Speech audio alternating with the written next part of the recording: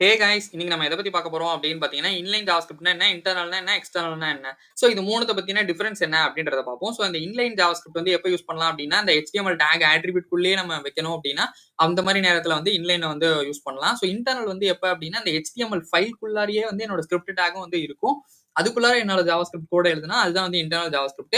External ஜாவாஸ்கிரிப்ட்னா என்ன அப்படின்னா, அந்த .js ஃபைல வந்து போட்டு ஒரு தனியா ஒரு ஃபைல் கிரியேட் பண்ணி, அத வந்து நம்மளோட HTML குள்ள வந்து எம்பெட் பண்ணிக்கலாம். ஸோ இதுல வந்து எது பெட்டரு? எத வந்து எப்ப யூஸ் பண்ணணும்? ஸோ இதனால என்ன ஒவ்வொன்னுத்துக்கும் என்ன அட்வான்டேஜ் இருக்கு? என்ன டிஸ்அட்வான்டேஜ் இருக்கு? ஸோ இத பத்தி எல்லாத்தையுமே வந்து டீட்டெயில்டா வந்து நம்ம பேசியிருந்தோம். அந்த வீடியோ நீங்க பார்க்கல அப்படின்னா, நான் அத வந்து ரிலேட்டட் வீடியோல குடுக்குறேன். மறக்காம செக் பண்ணி பாருங்க.